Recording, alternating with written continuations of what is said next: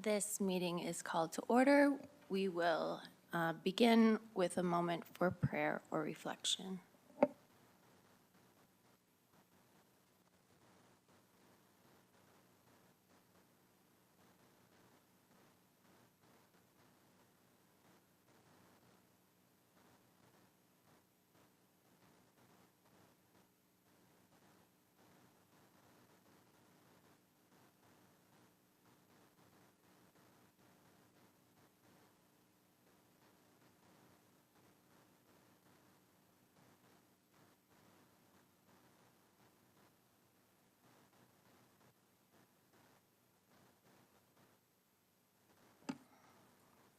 Thank you.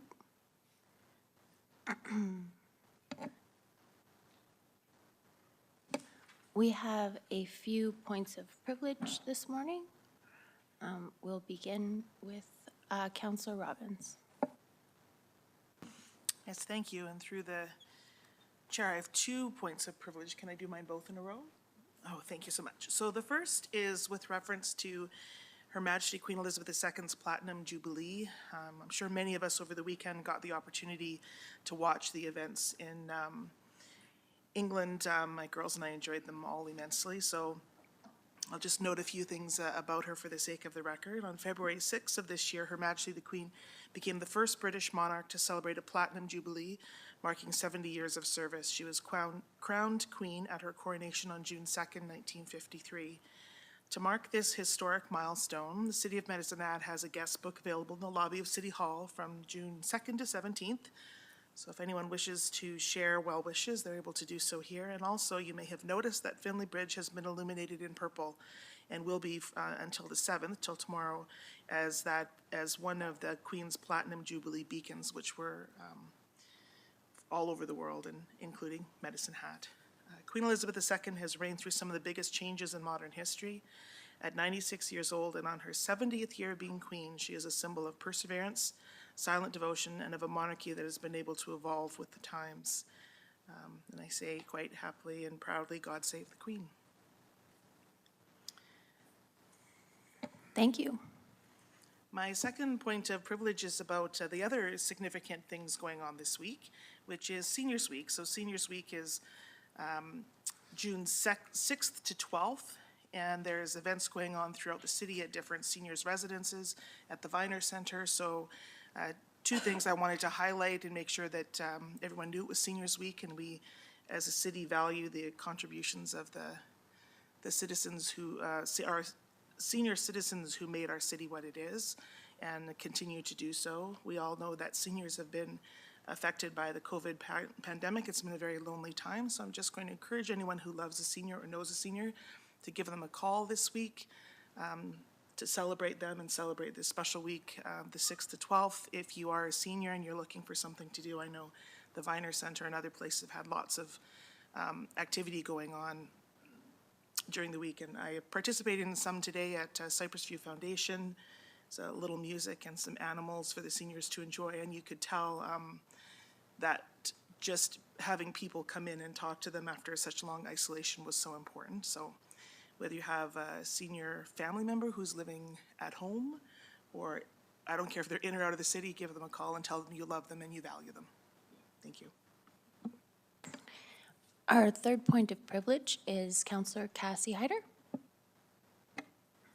Thank you. Through the chair, I'd like to take this opportunity to recognize the departure of Eric Van Eyck, Managing Director of Invest Medicine Hat.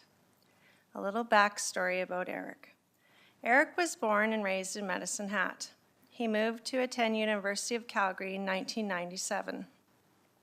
He was recruited into Scotia Capital's investment banking training program after graduating with his degrees in finance and economics in 2001. He moved back to Calgary in 2004 to be a partner in a hedge fund with a 20-year career in investment banking and institutional money management in Toronto, New York, and Calgary prior to joining the city in the summer of 2020. Eric began work for the city while working remotely from Calgary. His first project was helping design a new sustainable dividend and reserve policy, which has since been implemented. He and Christina, his wife, moved to Medicine Hat from Calgary in the summer of 2021 with their 3 children. He assumed the leadership of Invest Medicine Hat in the fall of 2021 during a very challenging time for the department. Primary focus since assuming leadership has been creating a new Medicine Hat advantage with the city's natural gas reserves being sustainably being created, during a very challenging time for the department. Primary focus since assuming leadership has been creating a new Medicine Hat advantage with the city's natural gas reserves being substantially depleted. He positioned the city as a leader and early mover in the hydrogen and carbon capture utilization and storage sectors by establishing Medicine Hat as the country's second hydrogen hub through the Transition Accelerator at the University of Calgary and working closely with industries such as CF Industries and Methanex, as well as the provincial and federal government. Significant progress has been achieved, with more good news to come on CCUS. Eric, we wish you and your family all the best in the next steps of your journey here in Medicine Hat. We will miss your creativity, your innovative mindset, the desire and drive and dedication you have shown towards this community. All the best, Eric. Thank you, Councillor Hyder. Councillor Canodal. Thank you, Mayor Clark. So this is not quite the length of Councillor Hyder, but this is to say thank you and see you later to our interim city manager, Hegland. City Manager Hegland came out of retirement to take care of the staff at the City of Medicine Hat with a personality of structure, but a heart that has a lot of care and compassion. And we have been lucky to work with City Manager for the short time that she's been available. Unfortunately, the amount of time that we need her extends the amount of time that she is available to us. So we wish her the absolute best in returning to retirement and spending time with family and animals.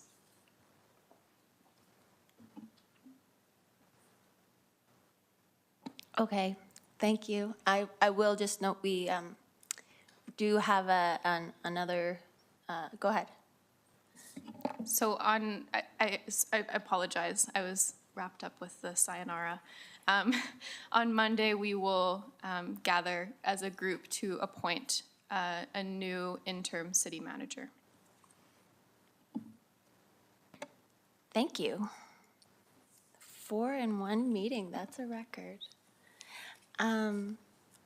So with that, we will move on to adoption of the agenda. Is there anyone with any additions?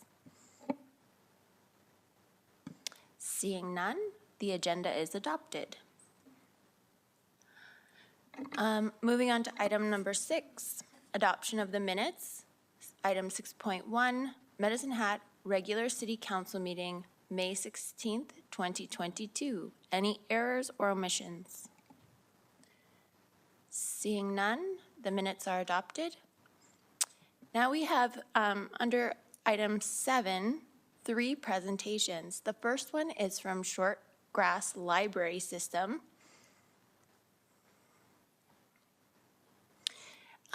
Councillor Van Dyke, would you like to do a brief introduction since you sit on the board? For sure, thank you. This is Petra Marhoff, who's the CEO of the Shortgrass Library System, which is kind of, well, I shouldn't be jumping in and explaining. I'll let her do it. Sorry. No, it's Go ahead. fine. Thank you so much. Can you hear me? Is this on? Yes, and welcome. You have the floor. Thank you so much. Thank you so much for having me. My name is Petra Marhoff. I'm the CEO for Shortgrass Library System.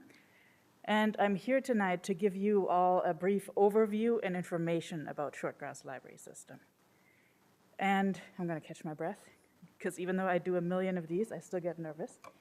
I assume that most of you at this point have heard of Shortgrass Library System, but you might not be familiar with the details, and you might be asking yourself, why is the City of Medicine Hat funding 2 library entities when we only have 1 public library?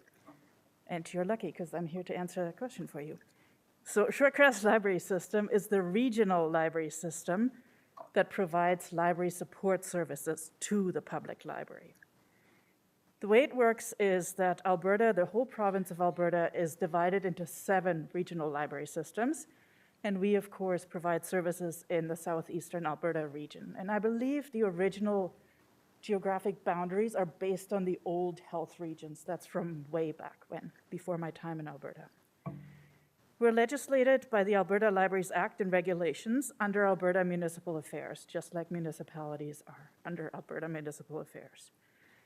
We are essentially a not-for-profit municipal membership collaborative, and our chair often describes us as a co-op, which I think is a really great description, because the way it works is that municipalities within the geographic region can take out a membership, an agreement with Shortgrass Library System, and in return, Shortgrass provides library support services to the public libraries within those municipalities.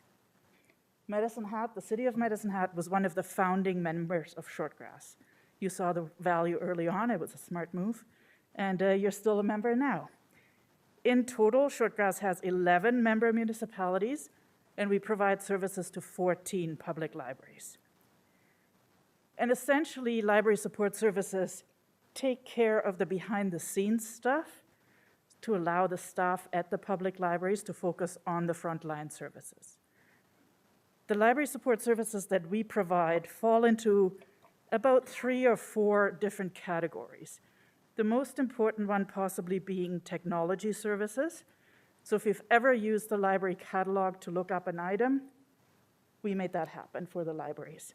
If you've ever visited the library website, we make that happen for the libraries. All the IT infrastructure and support services and the networking for all the computers, whether it's staff computers, whether it's public computers, Shortgrass provides the networking support for all of that. We make sure the libraries have Wi-Fi available and internet available. And we assist with the licensing of e-resources, so you can download digital magazines, online newspapers, ebooks, all that stuff has extremely complicated licensing agreements with vendors. We don't want the library staff to have to bother with that. We take care of it, they deal with the frontline service. There's also different hosted technology services. For example, many of the libraries now get VoIP phone service through us and are saving significant amounts of money versus paying a regular phone service provider for business lines. We provide server leasing, and we provide Google Workspace for our libraries. Emails, shared docs, shared drives, that sort of thing. Excuse me. We assist the libraries with the purchase and preparation of shelf-ready materials. It's one of those library jargon words. It means they buy their materials through us, the items get delivered to Shortgrass, our staff take care of processing, cataloging, and then the drivers take it to the 14 libraries, ready for the staff to just place on the shelf. They don't have to fiddle around with it. We have vans on the road 5 days a week, and we provide deliveries between Medicine Hat Public Libraries, the other 13 public libraries, and 2 Medicine Hat College campus sites. And through Shortgrass Library System, Medicine Hat Public Library is also connected to the government courier. So in essence, anything beyond the 4 walls at the library is connected through Shortgrass, and that includes 320 libraries in Alberta and libraries beyond Alberta throughout the whole country. We also have a one-card agreement with Medicine Hat College, which means that if you're a public library user and you can't really make it to the downtown library location very easily, you could pick up your holds at Medicine Hat College Library, which is a really cool agreement that we've had in place for, I think, pretty much 10 years now. We also help the libraries. We arrange for staff training and personal development. And most recently, we implemented Project Code Red which provides free menstrual products in participating member libraries through the generous funding of the Community Foundation. We're very, very proud of this project. We help the libraries plan the summer reading programs and provide performers so that somebody goes to the libraries and sings and dances with the kids, and it's always a huge hit. And I know last year at Medicine Hat Public Library, there were over 100 kids participating, so it's quite successful. We helped with the municipal election advocacy campaign. You might have seen some of that around while you were running for council, to highlight the importance for public libraries and make council candidates aware of it. We held a membership drive, and we provide training on the various e-resources for staff through information brochures, through video tutorials, and we provide them with social media templates so that they can advertise their services. All the money that's spent on the various resources is really no good if the staff at the public libraries don't know about the resources and can't teach the public about them. On the second page of my handout, if you want to scroll down, I have provided some statistics as well as some financial information specifically related to ebooks. If you've ever tried to borrow an ebook from a library, you might have experienced some frustration with the long holds list, and people often don't understand why we can't just purchase many, many, many additional copies, because they've seen it in the Kindle store for just $12.99, and that's not how it works, unfortunately, for the libraries. They actually want you to buy it at the Kindle store for $12.99 because they make more money from that, rather than a library buying it and then lending it out for free. So the prices that libraries pay for ebooks and e-audio are significantly different, and I've included 2 examples in my handout.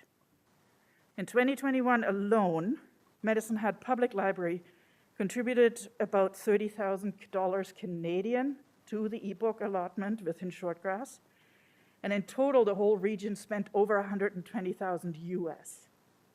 Again, there's power in collaboration. Because the city is part of Shortgrass Library System, you got access to over $120,000 US in ebooks through a minimal, relatively speaking, contribution. In total, Shortgrass acquired just over 3,200 new ebooks, which doesn't seem like a lot. And again, that's how far the money will go. And when you work it out, it means that the Medicine Hat Public Library only paid just under $10 a book. So there's huge cost savings there. I know through the MGA and through municipal affairs, you're always urged to engage in municipal collaboration. And collaboration is one of those buzzwords that make a lot of people roll their eyes by now. And I have to say that it does that to me too. But Shortgrass, to me, is the ultimate example of a collaboration that's been going for over 30 years that's actually working really well. It's the perfect example of how good things can happen, how money can be saved if you work with other municipalities to provide services. One of the examples of this collaboration is the fact that Medicine Hat Public Library gets some of the materials funding, that's the money they use to purchase actual books and DVDs and whatever, from the Cypress County allotment because of this collaboration. Because they know that residents of Cypress County are likely to walk into Medicine Hat Public Library. And in addition to all this stuff, which is not really that exciting, but it matters in a big way to the public library, we always like to introduce new things. And most recently, the newest thing for patrons, other than the code-free period project, has been an enhancement of the digital magazine offerings. We used to only have just over 65 titles available. Now there's over 3,000 titles. And the cool thing is they even have the sort of special edition titles. So, sometimes People magazine will have a special one, like they have a Downton Abbey, the movie right now. You can get that for free with your library card. Those things are expensive at the store. Anyway, there's titles for everyone, everything from The Economist, People, Cosmopolitan, New Yorker. If you haven't checked it out yet, check it out. And for staff, we started subscribing to something called The Librarian's Guide to Homelessness at the beginning of the year. And even though it has the title Homelessness, it has homelessness in the title, it's not just a resource for dealing with homeless individuals, but rather it's a general frontline service resource that has modules on a bunch of different issues that a frontline service worker in a public library might face. Really, any frontline service worker. Modules such as body odor, dealing with teenagers. If you've ever done any frontline service, you will know that those things come up and they can be difficult, and training is helpful. Anyway, that is my presentation, and I welcome any questions from you. Thank you very much. Councillor Van Dyke? Thank you, through the chair. So I'm a huge fan of libraries, as everyone knows, and I really love that Shortgrass provides like an umbrella to many libraries. Well, not now, because most of the time I spend my reading time reading agendas, but when I pre-council, I borrowed a lot of books from other libraries within the Shortgrass system. So it's so easy to just go into the I can't even think now, catalog, thank you. I was thinking directory. The catalog and find what you're looking for. And then a van brings it to the Medicine Hat Public Library if it's in stock in the current library and it comes in. So it's very easy to use. And I had just wondered if you could maybe talk a little bit about the Gale courses online. Yeah, absolutely. Gale Courses is a wonderful product that we make available. And it essentially is online courses. They're college instructor-led online courses that run for 8 weeks. There's intake every single month, usually around the middle of the month. I believe they always start on a Wednesday. And they cover every imaginable topic. Some of the most popular courses every single year have been an introduction to accounting, which we hear is really great for folks who haven't done accounting in a while, want to get back into it. But it also has things like get to know your DSLR, I don't even know if I'm saying it right, camera, your digital camera, how to have a healthy pregnancy, starting a pet sitting business. There's really such a wide range of topics available.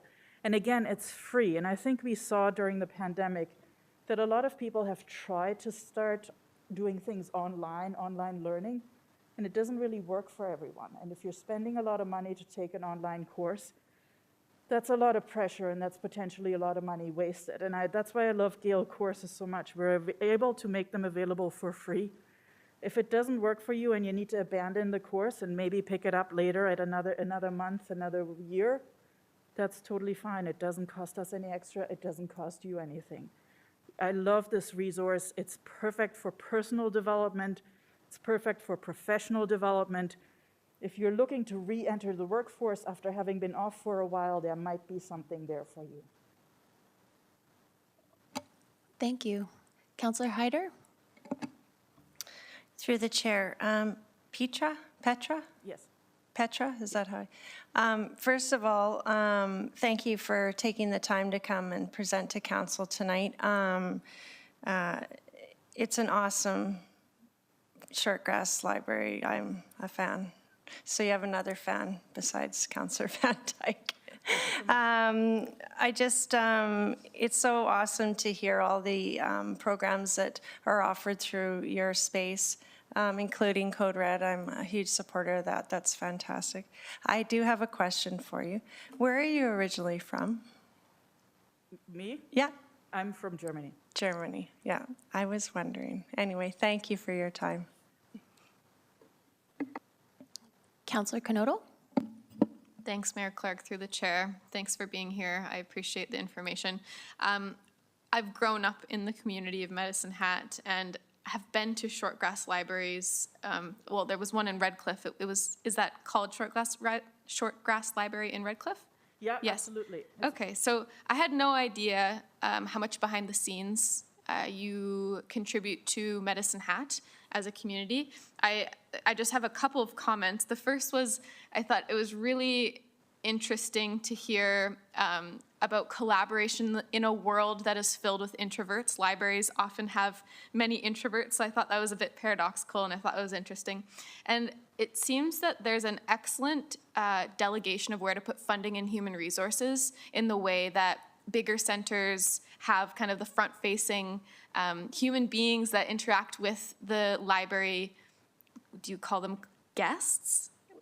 Patrons. Library patrons, and then all of this, the resources, rather than trying to do it all in one location and then losing out on the human connection, you really take over that back end support. And I think that's so, so great. It seems that both your organization and even a smaller school division like Prairie Rose do technology really well. And it's just nice to see that. And it seems like a smart system. So I applaud that. I applaud you and your organization in that. Thank you so much. And I applaud Medicine Hat for having foresight at the time Shortgrass was founded to be part of it. And it's true. We are the library ninjas. We fly behind the scenes. Nobody needs to know we're there. Nobody even knows what we do. We have an office behind the scenes in light industrial area. And all the glory and attention should go to the public libraries and the communities. Thank you so much for having me. Oh, sorry. Do you have time for a few more questions? We have 3 Absolutely. more I could people talk about this on for the- hours. Councillor Robbins. Yes, thank you through the chair. So I think we're going to have a battle who loves libraries the most here. I think I'm going to win. So I get to sit on the Medicine Hat Public Library Board, and I want to thank you so much for presenting today, because while I understand Shortgrass and the value, and I sort of like see it in their financial statements and we talk about it, you've given me some really great understanding of the efficiencies of this level of collaboration, and that's very inspirational for all sorts of things that we're addressing, is like to understand that collaboration, I know it's a governmenty word, but we do have to sort of say it. And the one thing that really struck me is you said that you do all of the prep of the book. So when I was a much younger person, I had a summer job at a library at Fairview College Library, and so one of the things I was assigned to do was to type the cards and the labels. I had to type all the labels and then stick them on. I lost like thumbprints from my hands from doing that. Anyway, one day, just a little story. You can tell your crew, because I think you and I understand what we're talking about. So I typed, so there was another lady who checked it, because there's an efficiency in doing the same thing all the time. You don't make nearly as many mistakes when you try and put someone who's got 5 different jobs to do, and this is the one. If you're always preparing the books for delivery to the library in a certain way, then it's much more efficient. So I had done this for 4 months. I thought I was pretty good at it. So I typed to the lady who checked every single book that I prepped and all the other things you get in a college. And so I typed, her name was Jean. I said, I don't think Jean is really looking at these things, was the title of the card. And I thought, oh, I'm so clever. Jean caught it like immediately. Because that was her efficiency and her pride in her workmanship. So I know you have lots of people working at Shortgrass who are exactly like Jean. So kudos to them, and thank you so much for sharing this information. I've emailed myself Libby and Gale as things I will follow up on, so I appreciate that. Absolutely. And I should add to that, while we do have Jeans on staff, we have gone through a process of adopting a Lean Six Sigma philosophy at Shortgrass Library System, and we pride ourselves on how lean our operations are and how efficient we are, and how I'm pretty cheap. I used to run a library system in Cape Breton, and I can squeeze a penny like nobody else. And if that means I go around and turn off all the lights during coffee break, that means I go around and turn off all the lights during coffee break. You are truly German, and I like that about you, Petra. We just call it lean, okay? Councillor McGrogan? Thank you. I don't have any stories of working in a library, but Petra, thank you for the presentation. Just, it struck me when you went through this. I learned a lot, by the way. Thank you so much. And I just thought about, you've shown some really interesting savings.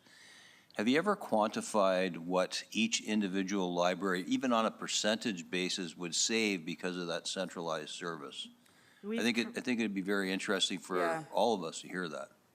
We've tried that, and I had a similar handout, I'm not sure if it was last year or the year before, for the city as well, that tried to quantify it a bit more. But I have to be honest with you, it's extremely difficult, because the reality is that I can say, okay, well, I have one IT guy, and this % of his time goes there, and this % of his time goes there. The reality is that when it comes to something like the automated system for the library catalog, the reality is every one of the 14 libraries would have to purchase their own. This isn't a matter of, oh, this percentage would have to go to Medicine Hat. You would be starting from scratch unless you go back to the card catalogs where you have somebody typing it and then it's not available online. I know that our partners in the neighboring library system based out of Strathmore do this quite well. And whenever I see their numbers, I think, oh, that's a little bit exaggerated. And I don't like to be imprecise. So I have a really hard time with quantifying it like that. We've tried it in terms of how many FTE are really allocated to each library. We found it extremely difficult. And unless we were rounding very heavily or had to exaggerate some things to make a point, I didn't like it as much as a tool to illustrate our value, quite frankly. Yes, But thank you. You seem like you're very straightforward. But I just have to tell you that it's very clear that this collaboration is a great money saver. It'd be if you get some grant writer to come in and help you out with that, I think it'd be a great story. Yeah, Thank you. and we've done that because even just if we add up the dollar amounts of what it would cost Medicine Hat, for example, to purchase these services on their own, it well exceeds what your membership fee is annually, and I could easily do that. But when we get into the nitty-gritty, it would be more difficult and a little bit wishy-washy. And I don't like to be wishy-washy. Councillor Dumanowski? Your Worship, thank you, Petra, for coming and bringing your presentation. I'm not going to compete with our two passionate library people over here, Councillor Robbins and Van Dyke. They often have spoken about their passion for libraries, so that's a true story. I had the pleasure many years ago of sitting on Shortgrass for a stint of 3 years. I enjoyed it tremendously. It was always very interesting, and when I say that, I mean that, because one of the things that I found is every time we had our meetings, which was typically once a month, and then a short meeting, a lunch meeting every other week, you would think it's kind of been in play for 100 years. How much more can you bring? How much more innovative can you get when it comes to libraries and the co-op, as you referred to it, with Shortgrass? And I found it to be something new and intriguing and interesting every time I went to a meeting. I mean that genuinely, and I've said this to our friends across the aisle here before, that I recall being there, and I never imagined more passionate people working. That's the absolute truth, working for a system like Shortgrass. Your relationship to Medicine Hat is understated.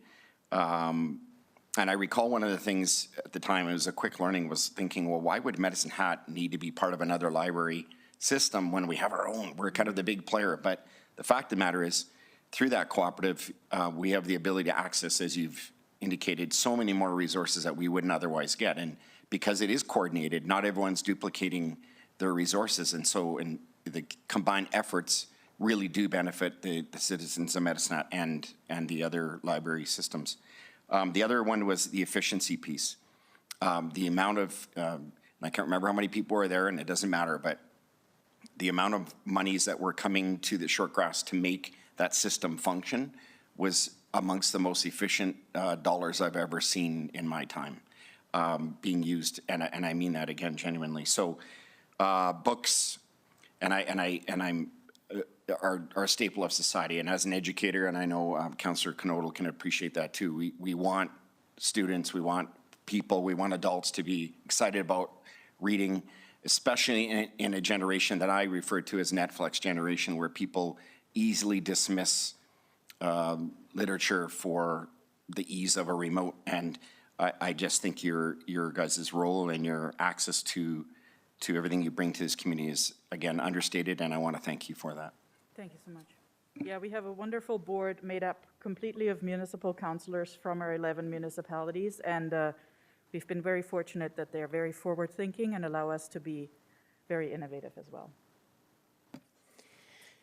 With that, I want to thank you so much for being here. This has been a very informative presentation, and I've had the benefit. One of the things that I like most about the online category or catalog is that sometimes you can find books on there that you can't find anywhere else, or it's like somehow now $300 used. So I've really appreciated that. So thank you very much. Thank you so much for having me.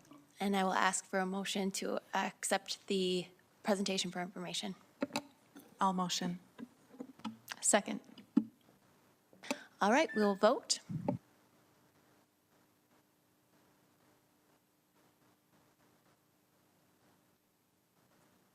And that's unanimous.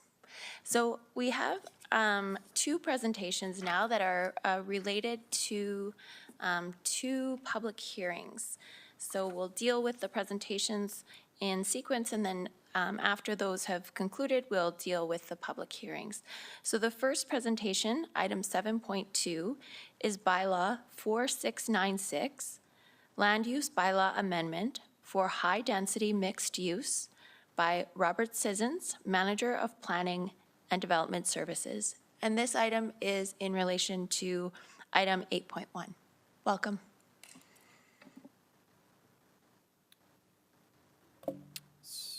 Good evening, Your Worship and members of council. So as mentioned, my name is Robert Sissons, and I'll be presenting the Land Use Bylaw Amendment that introduces a high-density mixed-use district into the Land Use Bylaw. So here's just a quick overview of the presentation. First, I'll review the policy context and why this district is recommended. I'll then provide some background on what high density and mixed use are, the resulting benefits, and a brief review of some existing similar districts we have. I will provide some specifics related to the key components of the district. And then finally, I will provide what the next steps are and administration recommendation. So I'll just touch briefly on this one. This amendment does respond primarily to two of council's current strategic priorities. Both of these strategic priorities basically focus around ensuring that we're driving redevelopment in our existing neighborhoods, kind of growing inwards instead of outwards. So.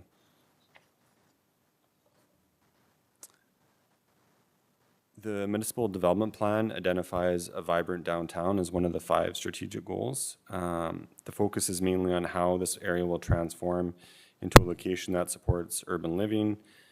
For this to be successful, it needs to be active, exciting, and a walkable environment. Through redevelopment, a critical population mass can be achieved that would allow for new commercial opportunities to support that population base. Additionally, the MDP targets certain areas of the city for strategic increases in density. And this allows the city to take advantage of providing a high level of service to large portions of the population while maximizing the value of our existing and planned infrastructure.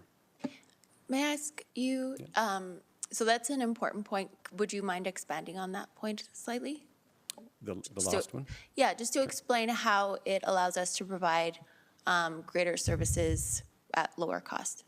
Sure. Yeah. So one of the main fundamental pieces of the MDP is that it doesn't prescribe density targets throughout the community like the previous MDP does. What it does is it says we have existing infrastructure in certain locations. So that could be a major roadway with a large sewer trunk, for example, running underneath it, an area that has existing parks, and various other infrastructure pieces, transit routes, those types of things. So what it does is that it selectively chose several locations throughout the city that have good infrastructure bones, if you will, which allows us to increase density quite affordably because often we won't have to spend quite a bit of money to upgrade infrastructure in that area. Thank you. Sure.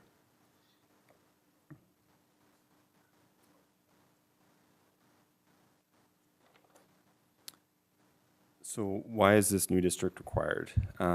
So a new district is recommended to handle some of the development proposals that we have seen over the past few years. And when I mention those, not all of those have actually come to full construction. So there's a lot of them that are behind the scenes that were quite substantial that would have definitely made use of this district. Our current districts are limited to more modest levels of density. And while we could accomplish much of this through direct control zoning, development definitely tends to be more risk adverse and typically would like to have parameters under which they can work with administration on their proposals with.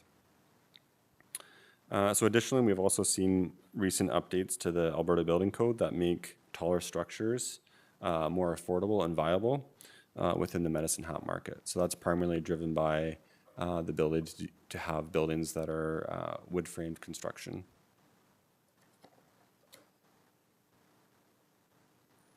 So what is high density? So density is measured in units per hectare. It's a pretty simple calculation of units divided by the area of the parcel of land. And I'll just kind of go through some ranges of densities that you might typically see. So starting at the bottom of 12 units per hectare, you would see that type of density where we have estate lots, typically single-family homes. And that works its way down to 25 units per hectare, which is where a more narrow lot, so maybe like a 30 or 35-foot lot. One more question. Sure. If we were imagining a hectare, would that be like the size of the park across the street, or what, about half that? So a good benchmark, so I always like to use South Vista as a benchmark because it's a quarter section and we have that one dialed down. But if you think about that neighborhood and kind of single family, reasonably modest sized lots of kind of that 50-foot range, that's 12 units per hectare. And that when we talk about that, that includes the streets and all that stuff. When the densities I'm talking about here are the actual lot sizes. So if you think about a hectare of land in a typical suburban neighborhood, it's about 12 houses worth of land. Thank you. Yeah. Okay, so when we get into that semi-detached or duplex range, you're talking in the 25 to 40 units per hectare. Townhouses and fourplexes are kind of that next step up. With townhouses, they can range from 25 to up to 75. When you get into that 75 range, they're typically stacked, so you're having not just like a horizontal connection between the units, but also typically too high. A walk-up apartment, which were more traditional, and under the older versions of the building code, that was pretty much where most of our apartments came in at that kind of 2 to 3 story walk-up apartments. Those are 50 to 90 units per hectare. When you get into the more modern apartments you might see around town that are 4 stories, and I have a couple examples on the next slide, but they're generally in that 75 to 120 units per hectare range. So what this amendment looks to cover is that kind of next step up where we might see that mid-rise apartments or even high-rise apartments. So they can range anywhere from 100 to 500. An example we have, our tallest building in town is Mayfair Manor, and that's 385 units per hectare.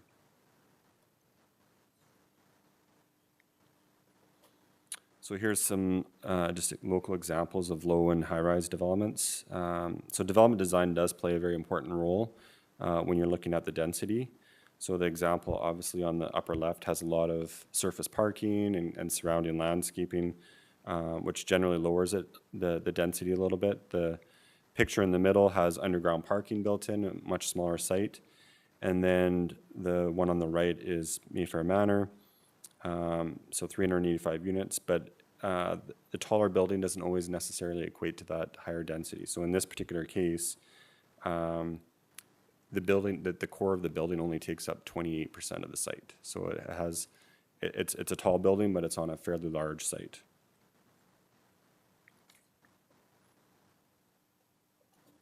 So what is mixed use?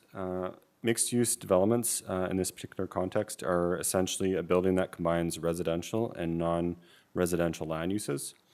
So it stratifies land use within a building to take advantage of benefits. So if you think of a busy street, people wouldn't necessarily want to live at ground level on a busy street, but it's perfect for a coffee shop or a retail store. There's also other opportunities for land uses in kind of the in-between floors. So on that, let's say a second floor for a dentist or a financial office that doesn't need that like walk by or drive by traffic, but maybe can take advantage of being in a building like this. The example I've just shown here is what I would call a 5+1 mixed-use building. So there's 3 commercial businesses on the main level, and then there's 77 residential units over 5 floors. So if you'll note that the density on this building is 430 units per hectare, and you compare that to the high-rise tower, it's actually more than the high-rise tower. So you can have high density, and it doesn't have to be a big, tall, towering building as well.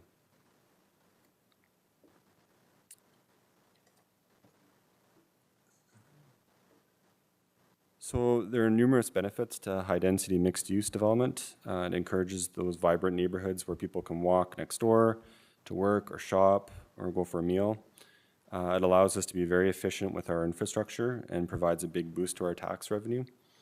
So as an example, a multi-unit development that maybe houses hundreds of people, like the one I showed, would use roughly the same amount of roads and sidewalks, the same linear length of utility services, as just a few houses. So when you look at that efficiency of infrastructure, it definitely performs very well.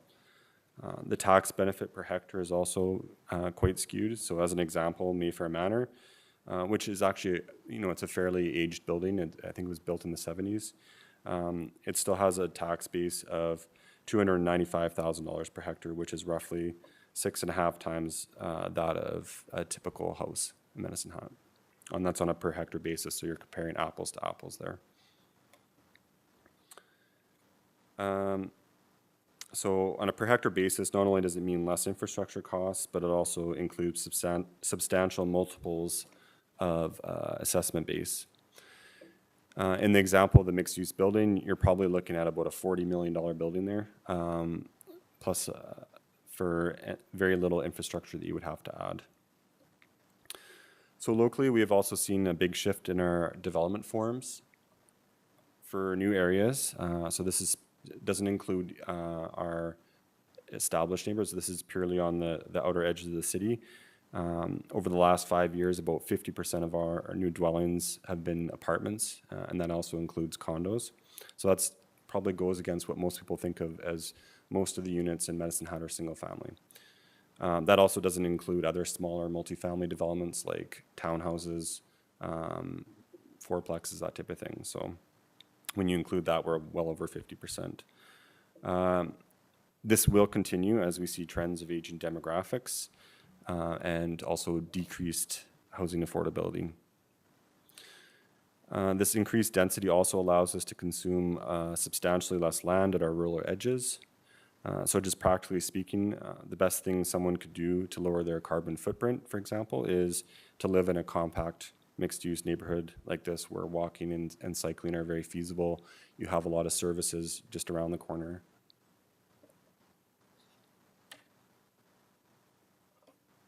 So just some of the limitations of our current land use districts that we have. So I've listed 3 that could potentially accommodate one of these types of built forms. So the medium density residential district is capped at 4 stories. It is also capped at 100 units per hectare unless there's underground parking, which is quite expensive. And no commercial land uses are allowed. We do have a mixed use district, but it's capped at 4 stories unless it also has underground parking, in which case it can go up a bit higher. And then downtown is capped at 4 stories. So it allows the residential commercial mix, but it's limited to that 4 stories.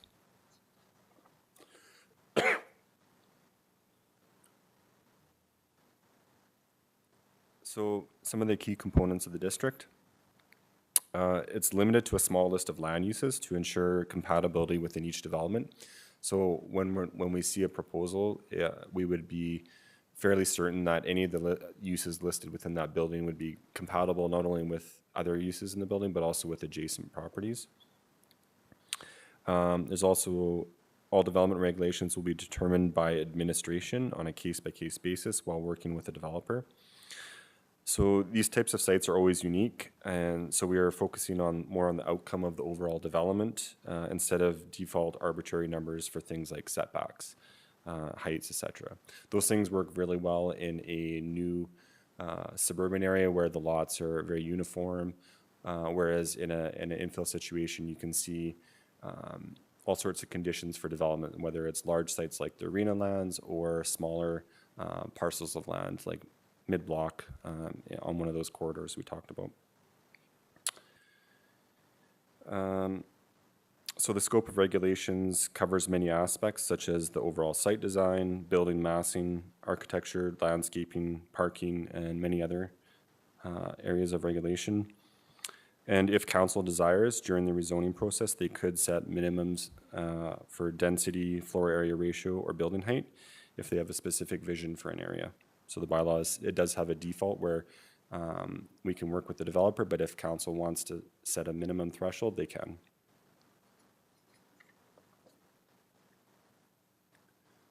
So next steps, it's important to note that no sites are being rezoned as part of this bylaw. We're just simply introducing this into the bylaw. So a developer would need to apply for this zoning if they wanted it.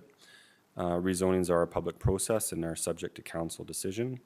Once a developer has their zoning in place, they would enter into discussions with administration to look at the more specific development details. And any appeals to a development permit would go to the independent subdivision and development appeal board. So the administration recommendation is, it is recommended through the Municipal Planning Commission that City Council approve Bylaw 4696, the High Density Mixed Use District. Thank you. So Councillor Canoto, you have a question? Thanks, Mayor Clark, through the chair. Probably more of comments than questions, I suppose, but I often think about when we're in a situation like this where we're deciding how the layout of the city looks. For me, I'm often thinking about what is the cultural impact? How does it change how people feel about the city? And when I travel to neighborhoods outside of Medicine Hat, like Inglewood or Kensington and Calgary, there's a feeling that goes with that. And that comes from the kind of buildings that you're talking about, that shop at the bottom and then people living up top. And you often see, I call them city dogs, where dogs that don't have a yard, but they go for walks by the cafe. You're often seeing people in the neighborhood. And that's something that we see very little of, because the areas that are the shopping centers, often people don't live near them. We have certain people that live near them, say in the like London Drug Strip Mall. There'll be a lot of seniors in that area, which is wonderful. It creates kind of that hustle and bustle. But we don't really see that coffee shop culture where people are really living where they're working and where they're recreating. So I see a really positive impact from something like this. I understand that there are downsides, just like anything, to that sort of thing. But I really am focused on the positives of this one. I see, tax base potential and shopping good for businesses in that area. I think it's in my perspective, it's a great move. Thank you, Councillor Canoto. Seeing no further questions. Oh, Councillor McGrogan. Thank you. Through the chair, thank you for the presentation. I just, on next steps, the slide, we don't need to go back to it. It just says through rezoning process, City Council decides on a case-by-case basis. Now, I'm wondering if there's a future plan to streamline. Is it kind of going to be like direct control where everything comes back through council, or is there going to potentially be an opportunity just to streamline process by an approval through other means, I guess is my question. So through your worship to Councillor McGrogan, once a developer rezones the property, they would deal just directly with administration, just like any other non-direct control district. So they don't have to go back to council, they don't have to go to planning commission unless staff recommend that the planning commission is the development authority on a particular project. Thank you.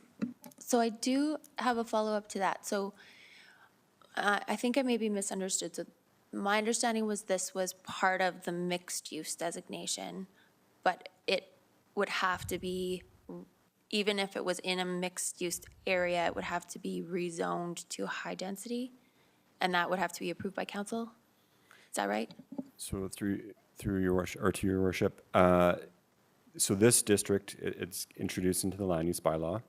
If a developer wanted to make use of this district, they would rezone, they would apply to council for rezoning, and that would come to council for approval. Once they have that zoning, then they would apply for permits just like any other district. So once they have their zoning in place, it would be no different than the medium density district, residential district, or the other mixed use districts. They don't need to come back to council for any specific thing, but they would have to rezone it first. So that's where the council has that authority to basically make that decision. Is this site appropriate for that high density mixed use? Councillor Knodel? Thanks, Mayor Clerk. Through the chair, just a clarifying question. That rezoning would only be relevant in areas that don't apply to this new bylaw. Is that correct? Or they would have to apply for rezoning in general for a build area? So through your worship, they would have to apply for a rezoning for any property, right? That would have this district applied on it. So we have an MDP that outlines areas that, you know, are targeted for higher density, that would be suitable for applying this, and it would be applied to a specific site, right? We wouldn't apply this to a large area in advance. It would be based on a specific site. Councillor Robbins? Thank you, and through the chair, I just want you to walk through this thing so I fully understand it. So I live in an area of the city where there's a lot of infill development. And so I'm curious to know the process for the citizen who buys their house and thinks that it's in a certain zone, and now there's an opportunity for the empty lot next to you to turn into a fourplex or something that you didn't anticipate. What does what does life look like for that citizen? How can they say this is not okay with me? Not that my neighbors are staying where they are, that's not an issue, but for me personally, but I think that I see a lot of infill development, and so I just wonder how that affects the people who are already living there and chose to live there without that high density option.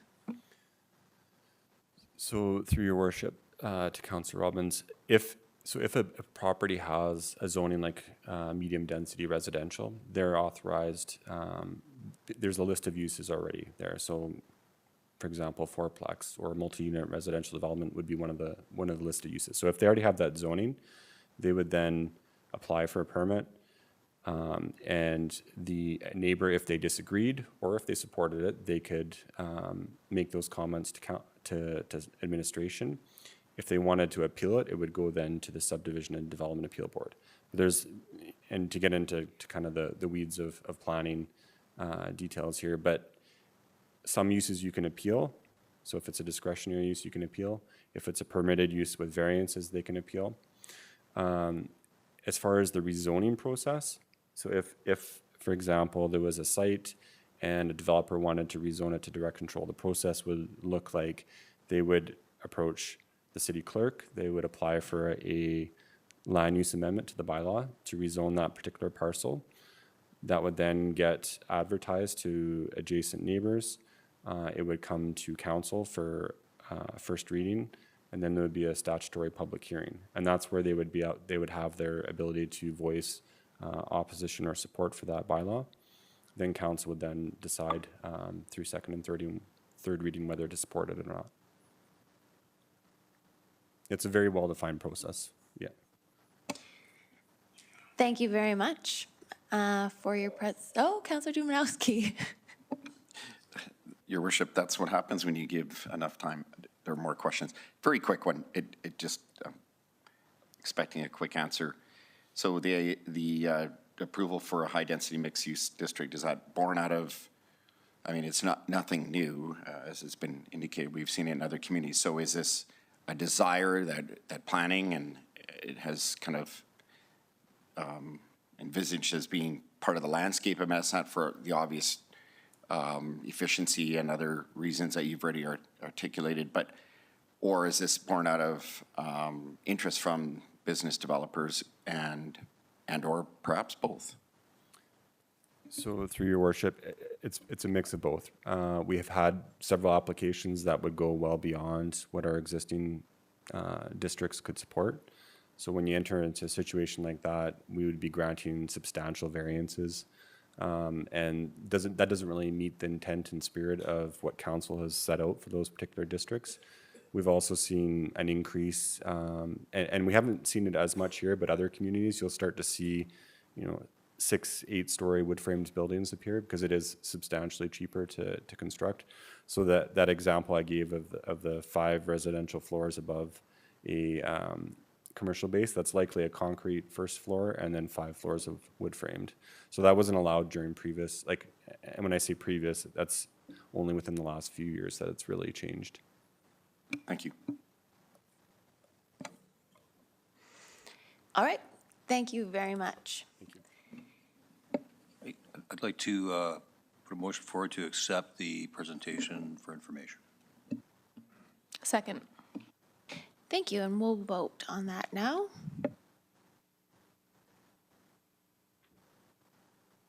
And that's unanimous. We'll now move on to item 7.3, which is another presentation on a bylaw for public hearing, set for public hearing today.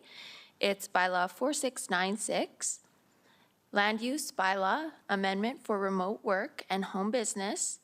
And it's Jim Ganjay. I don't think I said that right. Close? Your worship, very close enough. Can you, Thank you very much. and you're the senior planner with Planning and Development Services, and this is in relation to item 8.2. Thank you, your worship. Through you to all council members again, my name is Jim Ganj. But you did very well. I won't offer any of the other versions, but I guarantee you they're very funny. So we have a great proposal for council consideration this evening. Not sure. It's not working. Sorry. Technical difficulty. Oh, there we go. Okay, thank you. So before council for decision is bylaw 4697, text amendment to the land use bylaw to update regulations for remote work and home businesses. This item was presented to MPC on April 13th, where the commission recommended that council approve this amendment. Over the last 2 years, numerous factors have put a spotlight on work from home. Working remotely or operating a home business became either necessary or a best option for many people in the community, and this provided a good opportunity to ensure that our regulations were optimal. In early 2021, we initiated a review of home business regulations with the purpose of refreshing the land use bylaw as needed. To make clear the overall purpose of this proposal, it will help to state what the revised rules do not intend to achieve.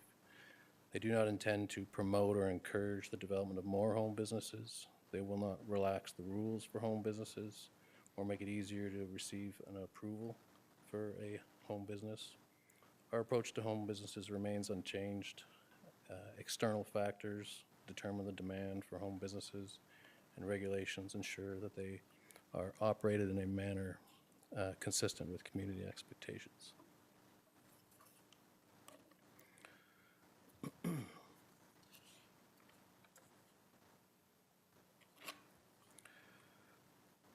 So further to the approach taken, with these revisions, we have maintained a typical regulatory framework for, or a standard approach to home businesses.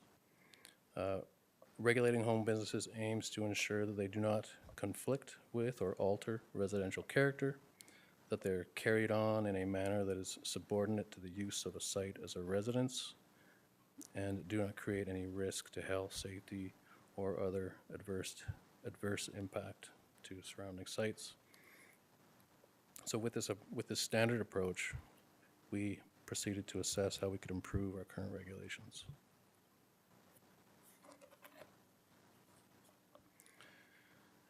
The drafting process of the proposed amendments included a review of current regulations, a review of the regulations of other municipalities, and some stakeholder engagement.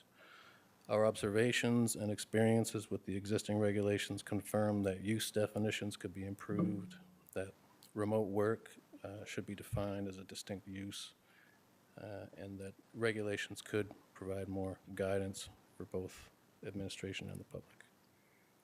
A review of the rules of other municipalities found a lack of consistency across municipalities, where some seemed very restrictive or rigid and others seemed too general. And we also found that numerous other municipalities were also considering updating their regulations.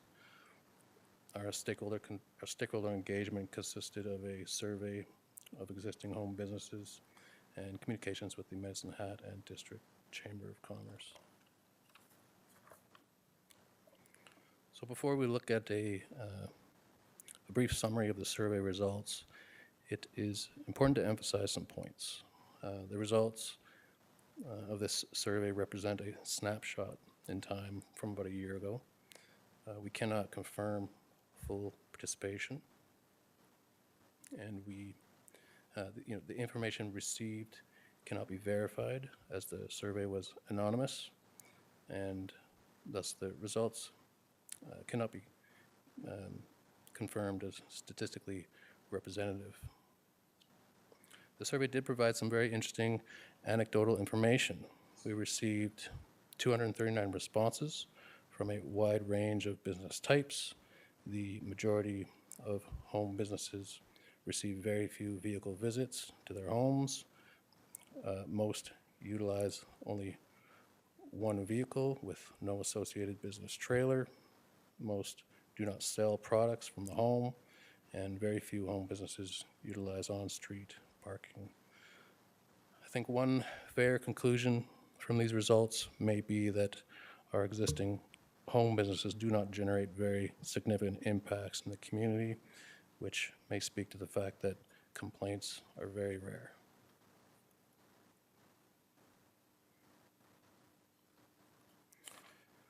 Survey respondents expressed numerous benefits to home businesses. Many of the benefits can be summarized as work-life balance, scheduling needs due to household duties or other part-time employment, cost of leasing commercial space or having no need for commercial space, startup businesses with the intentions of growing into a commercial space can start from a home business, supplementing family income, not wanting walk-in traffic, having a business that only involves visiting client locations, work after retirement, online-based employment, tax benefits, change in employment due to the pandemic. Overall, the survey gave a very interesting picture of how home businesses function, the numerous advantages of operating a home business, and how important home businesses are in the community.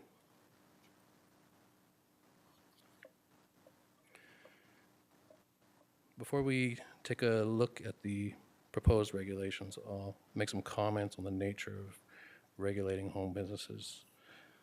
Home businesses are made up of a wide range of business types, and they may operate on residential properties that have a wide range of characteristics. So this creates a need for regulatory discretion. The land use bylaw is not able to regulate home businesses through specific requirements that can be applied to every home business. Instead, each application has similar considerations that may be applied differently depending on the context of a site and or a business type.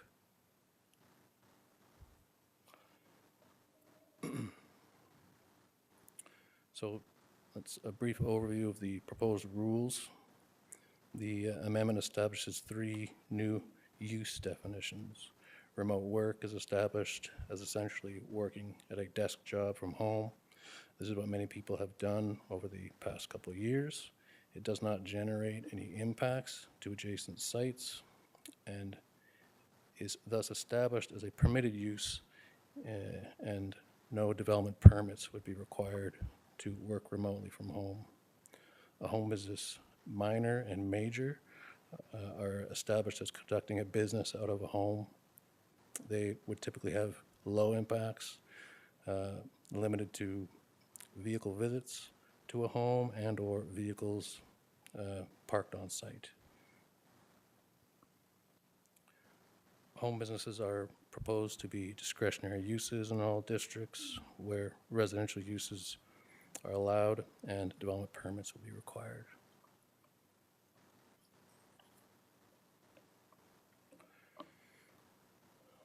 We touched a little bit on the standard approach for regulating home businesses. Similar to the current rules, the proposed amendment articulates the requirements of a home business to not conflict with the residential character of a neighborhood, to be carried on in a manner that is subordinate to the residents, to not create a risk to health or safety, to not create excessive nuisance or excessive noise, smoke, odors, grease-laden vapors, dust, light or glare, or electronic interference, and a home business cannot create excessive on-street parking congestion or excessive vehicular traffic or impacts to pedestrian or vehicular safety.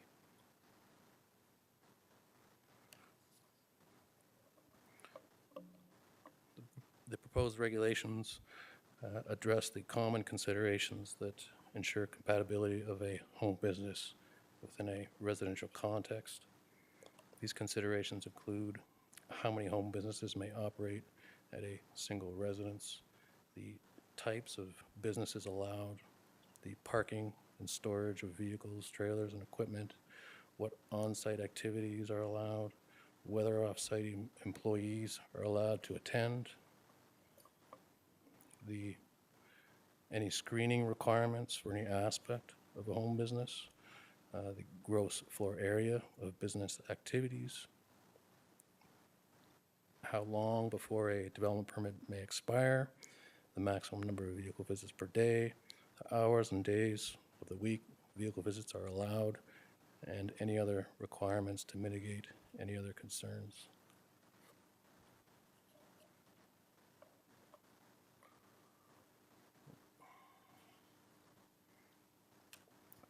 A number of other regulatory considerations within the rules include whether other municipal or provincial licensing, health, and safety code requirements apply or not. Home business approvals may be subject to appeal. A home business application may be refused based on assessment that cumulative impacts of other home businesses in the area or other development in the area may be excessive.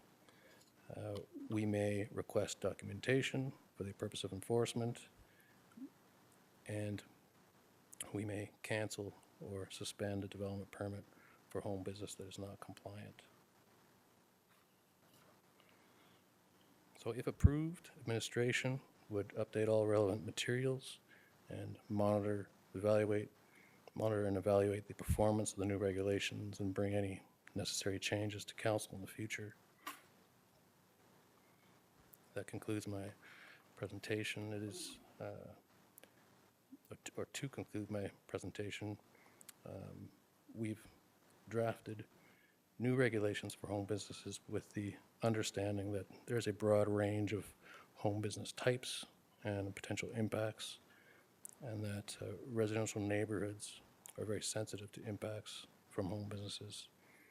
Both home businesses and neighborhood character are very important, and these regulations provide guidance and regulatory abilities to support home businesses, manage impacts, and preserve residential character. Our process of reviewing and drafting new rules has not resulted in any shift in our overall approach to regulating home businesses. However, what we have prepared for adoption are regulations that will improve our ability to regulate home businesses for the benefit of the whole community through increased clarity and guidance. Our recommendation to the Commission is that City Council adopt Bylaw 4697. Thank you. Thank you, Senior Planner Gensch. We have some questions for you. Councillor Knodel. Thanks, Mayor Clark, through the chair. Just comment and then a couple clarifying questions. So what I am observing from what you're telling us is that gathering information, we already ask for permits for home businesses, but this temporary remote work or permanent remote work would be different in that you don't have to apply for a permit. And from that, my question stems from, I understand data collection is essential for meeting the needs of staff and residents. It allows us to make decisions and that sort of thing. But if people don't have to apply for a permit for temporary or permanent remote work, how will you encourage the humans in our city to communicate their circumstances to you? And then the second question is, how do you see this benefiting the resident?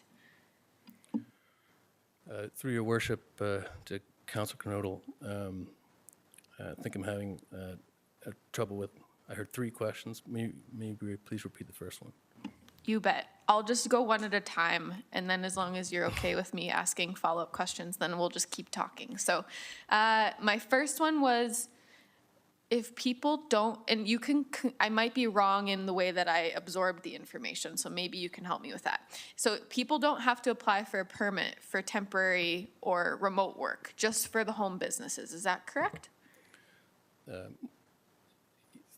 Through your worship, yes, essentially it's correct that someone wouldn't be required. If I would describe, the typical interactions that we might have would be someone inquiring would tell us what they want to achieve.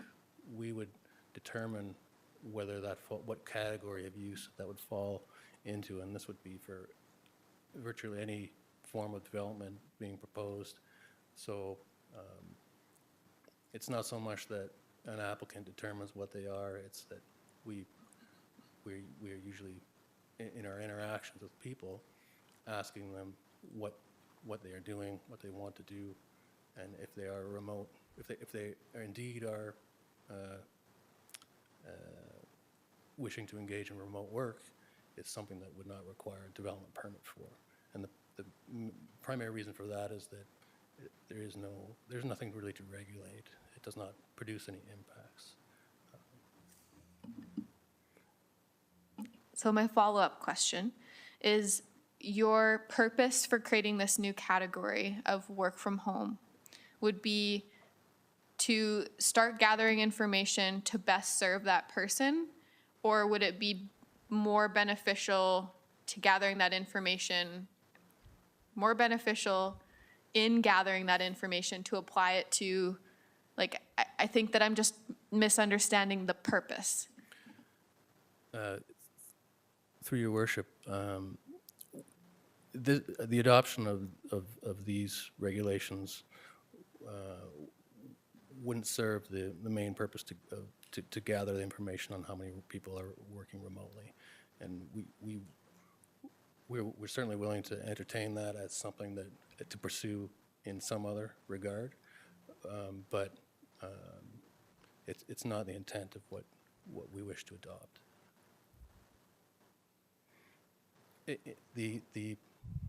A land use bylaw, functions by having districts, uses, and permits, so that people who want to do a development, must receive a permit to do so, unless they are exempt from having to receive a permit for something. So we choose to exempt remote work from the requirement of a permit, because it doesn't seem something that's needs regulation. Thank you. Councillor McGrogan. Thank you, through the chair. Mr. Gens, thanks so much. I've heard this presentation before. Again, I learned this from Councillor Dumanowski. If you're maybe not sure of the answer, you get this. For the benefit of all of us, Could you, the one thing, and I did experience actually going, applying before I was on council for a business permit, and I'm wondering if you could explain, I think of development permit as, I'm developing something structural and physical and, but if you're just perhaps starting up a consultation, company or whatever, it's still a development permit is required. So could you just, I guess, backing up the bus, really not relating to why we're changing things, what is the purpose of a development permit and the business license application?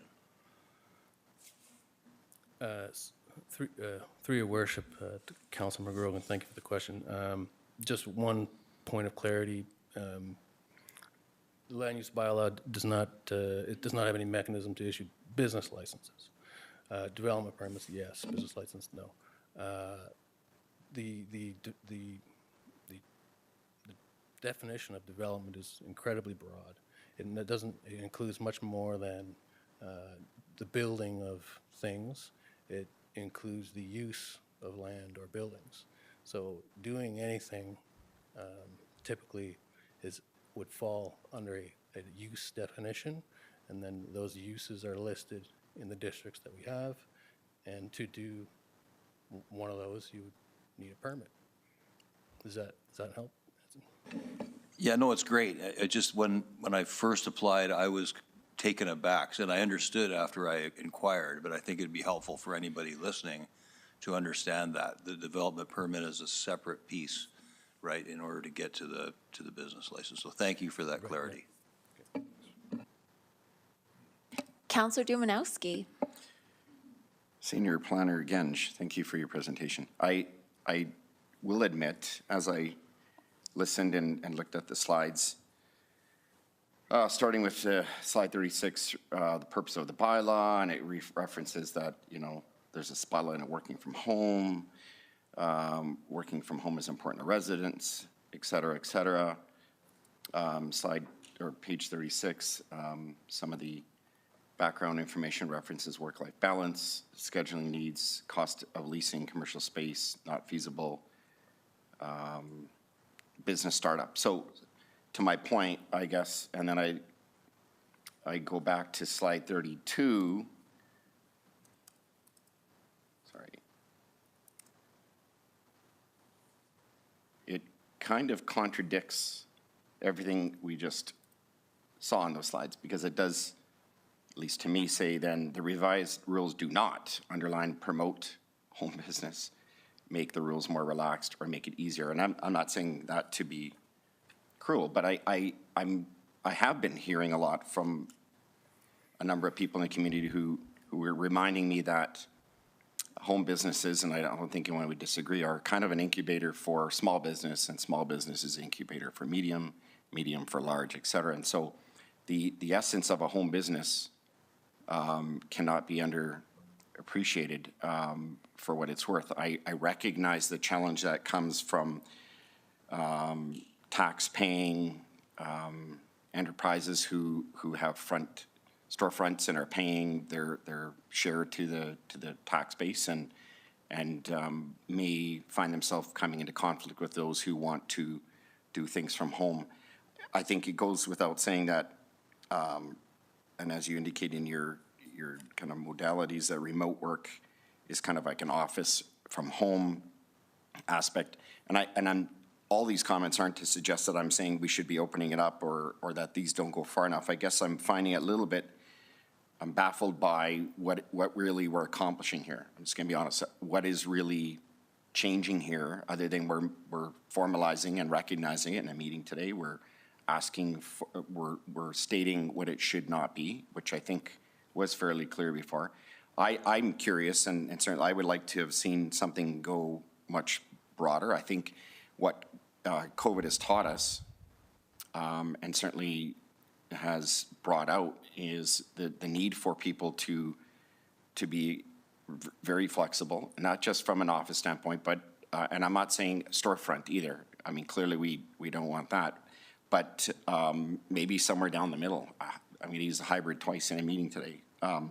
I know that somebody I talked to recently who came to planning and was interested in something innovative that they heard was being done elsewhere, and this elsewhere is Lethbridge, it would be permissible or permittable, but in Medicine Hat, it would not. Now, in fairness, I'm not giving you all the details, nor do I have them, but that was the very example or conclusion I came and received from that conversation was that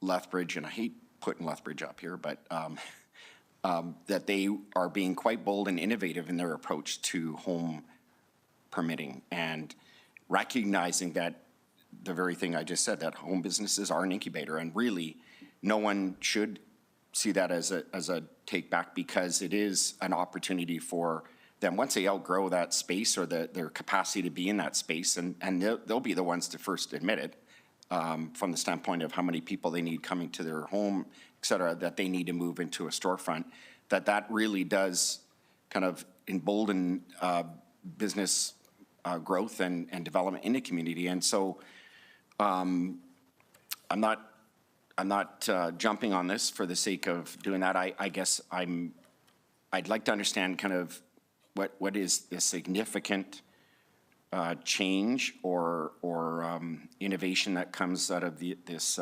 proposed bylaw.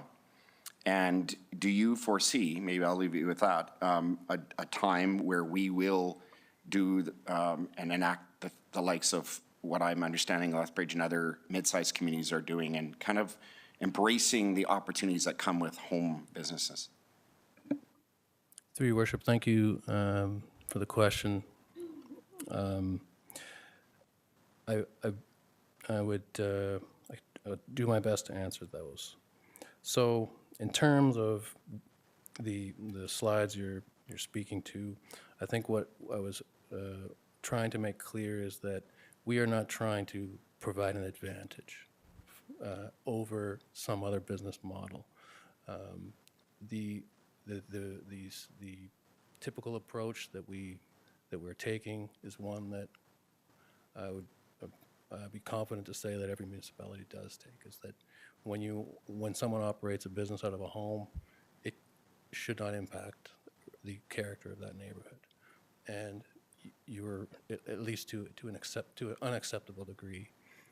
And there might be small differences in what some communities might allow and what they would interpret as reasonable and anticipated or expected for a home business to be allowed to do in a residential neighborhood. But I wouldn't say that we were very restrictive, to my knowledge. I wouldn't say that we were excessively liberal either. I think we currently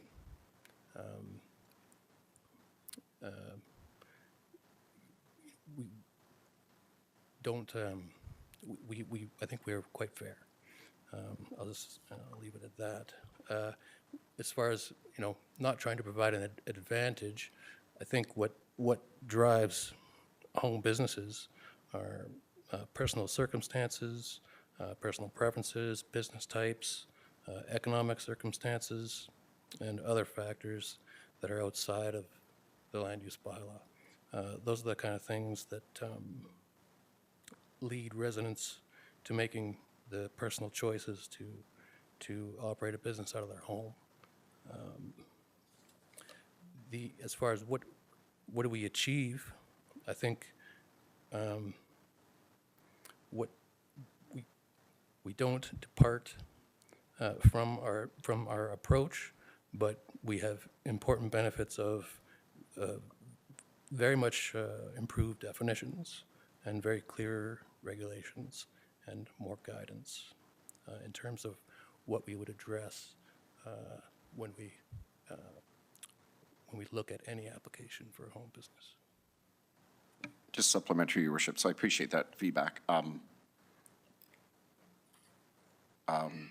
I guess the kind of the end take that I wanted to drive as well is that I would like us to, having clarity is important, and probably what's born out of this is the need to have more clarity because of the kinds of applications we've had or we've come to understand through other means that there are people who are actively running a business that that is not permissible or permittable under the current definitions. And so making those clearer is going to help everybody. I can appreciate that for sure.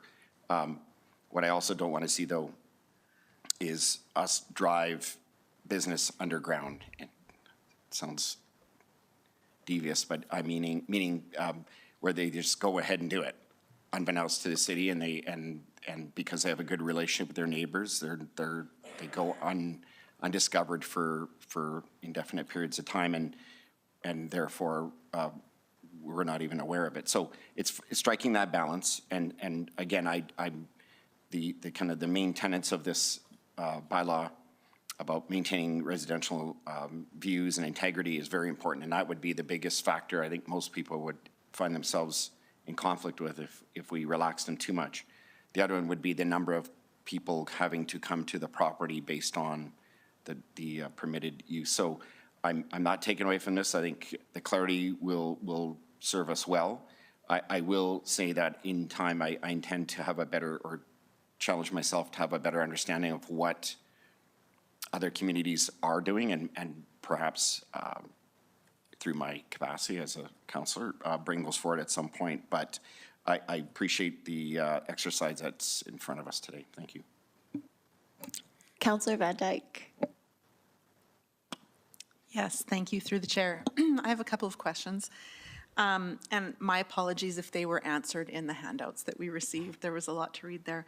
But I'm wondering, when a person applies for a permit and they're wanting to have a home business like this, does someone go out to view the location before issuing that? My reason for asking is around parking and traffic, because I live in a cul-de-sac in an older area of the city where you could easily park an additional 20 vehicles in my cul-de-sac on street parking. But I've been to cul-de-sacs in Terrace where you're lucky if you could fit one vehicle in between driveways. And so what might seem like a minimal amount of disruption in one neighborhood would not be the same in the other. And I'm wondering if this accounts for that. That's my first question, and then I'll ask the next. It's a good question, through your worship. So to touch on off-street parking, on-street parking, and how home businesses are treated,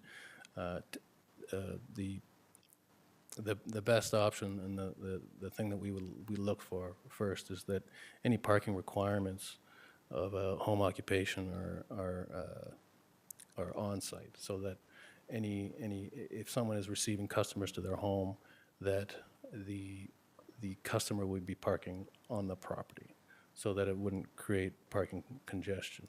There might be circumstances, and to your comment about site visits, it's always best practice to know what the site is, in addition to the information from the applicant that we receive.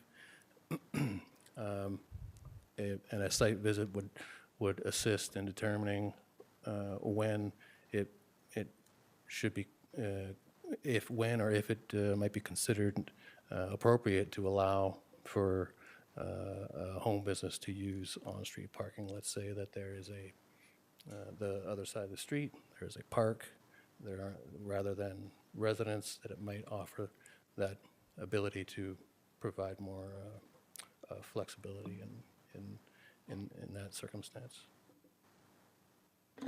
An additional question, thank you. So I'm just wondering, say you have moved into a neighborhood, or you've been a longtime resident there, and someone on your street or in your area has applied for and received one of these licenses or permits, a home business minor or major, but particularly the major one is what I'm concerned with, because I understand, say you're a minor and you start seeing increased traffic, more home visits, that kind of thing, you can move up a permit. But what happens if a person has that major permit and has significantly more people attending the site, coming not restricted to business hours, and is causing a nuisance for the neighbors? What is the recourse for the neighbors in that situation? Through your worship to Councillor Van Dyke, I guess I could speak generally to enforcement. I guess first we would we would need to be notified by residents about a particular issue. We do have standard enforcement procedures that guide our interactions with residents when we receive a complaint. And I would stress that complaints involving home businesses are extremely rare, and I mean extremely rare. And in addition to that, I would reference the survey results and that the majority of our home businesses are a business type that don't receive vehicle visits at all. Most complaints that we do receive are resolved within one of the first steps of the enforcement process, that is through dialogue with the residents. I can say with confidence that our experience with the operators of home businesses in Medicine Hat, they are professionals, they care generally, and they understand their role in mitigating any potential impacts their businesses might have on their neighborhoods. And this amendment doesn't propose to change any of our enforcement procedures. All right, seeing no further questions, I'll make a motion to accept the presentation as presented for information. Thank you. Second. all right, and we will vote on the motion. Thank you very much, Senior Planner Genge. And that's unanimous. Again, great thanks. So now we are going to move on to item number 8, public hearings. And so what we'll do here is we'll deal with item 8.1, which is bylaw number 4696, a bylaw of the City of Medicine Hat to amend bylaw number 4168, the City of Medicine Hat land use bylaw. And we will, Acting City Clerk, were there any submissions with respect to this public hearing? There was not.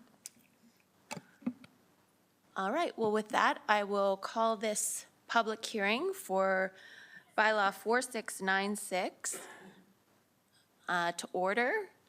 And I will ask, is there any member of the public who wishes to speak for or against the bylaw? Please come down to the podium and state your name. For a second time, is there any member of the public who wishes to speak for or against this bylaw? If so, please come down and state your name. For a third and final time, if there's any member of the public who wishes to speak for or against this bylaw, please come down to the podium and state your name. Seeing no one, I now declare the public hearing closed. And we, So I move that bylaw 4696 be read a second time. A bylaw of the City of Medicine Hat to amend bylaw 4168, the land use bylaw related to high-density mixed use. can I have a seconder? I'll second. Thank you. Are there any questions or comments? Debate? Seeing none, we will vote on second reading of the bylaw. And that's unanimous. So I'll move that the bylaw be read a third time and passed. I'll second. All right, is there any debate, questions, or comments? Seeing none, we will vote. And the bylaw is passed unanimously. Moving on to item 8.2, bylaw number 4697, a bylaw of the City of Medicine Hat to amend bylaw number 4168, the City of Medicine Hat land use bylaw. And this is with respect to the remote work and home business. Acting City Clerk, were there any submissions in relation to this public hearing? There were none. Thank you. So I will now call the public hearing for bylaw number 4697 to order. If there's anyone, any member of the public who would like to speak for or against this bylaw, please come down to the podium and state your name. For a second time, if there's any member of the public who wishes to speak for or against this bylaw, please come down to the podium and state your name. For a third and final time, if there is any member of the public who wishes to speak for or against this bylaw, please come down to the podium and state your name. Seeing none, I declare this public hearing closed. I'd like to move that bylaw 4697 be read a second time, a bylaw of the City of Medicine Hat to amend bylaw 4168, the land use bylaw relating to home occupancy. I'll second. Any comments, questions, or debate? Seeing none, we will vote. And that's unanimous.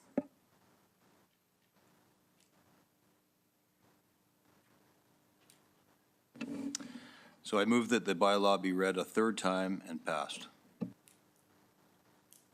Questions, comments, or, oh, I'll second. thank you. Questions, comments, or debate? Seeing none, we will vote.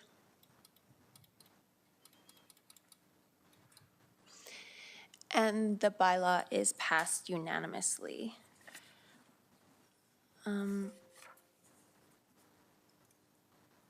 I'm going to request a bio break. We've been about an hour and a half, so we'll take a bio break and return in 10 minutes.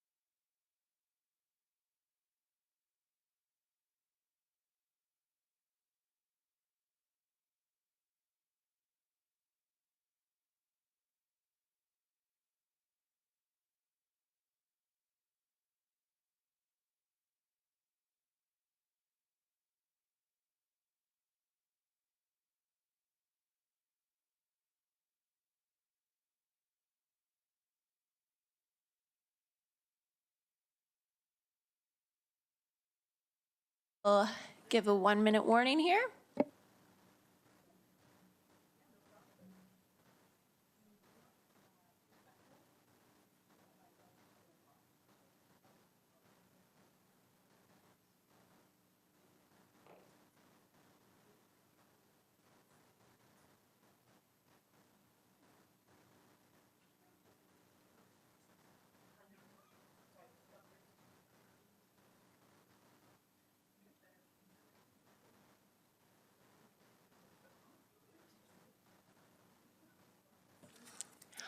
All right, we will resume with item 9, reports. The first report is item 9.1, Corporate Services Committee meeting of May 12th, 2022.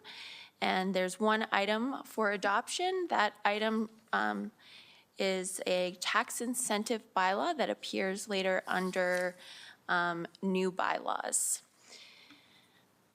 Your worship, I'll move that report for adoption and information as indicated.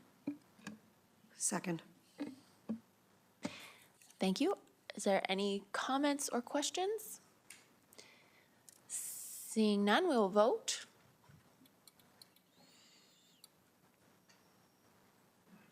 And that's unanimous. Moving on to item 9.2, Council Employee Committee meeting of May 17th, 2021. Those items are all for information. So moved. I'll second. All right, is there any comments or questions? Seeing none, we'll vote.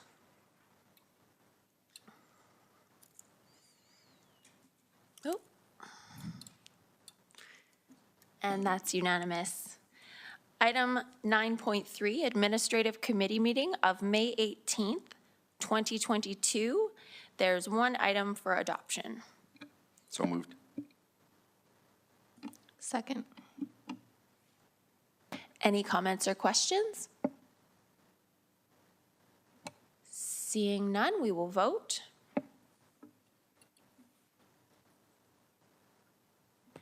And that's unanimous.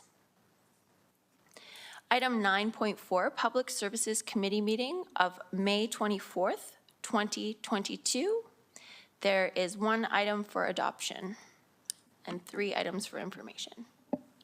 I'll move the item for adoption and the other items for information. Second. Are there any comments or questions? Councillor Sharps. Thank you. Through the chair, I was just wondering if we could get an update on the participation. I noticed that I had reached out to a few people in the city employees, and they did not know about it. So maybe we could send out some information blitz to fire and police and other city employees, because as soon as I told them, they were downloading it and actively trying to beat Lethbridge. So maybe if we could ramp that up a bit.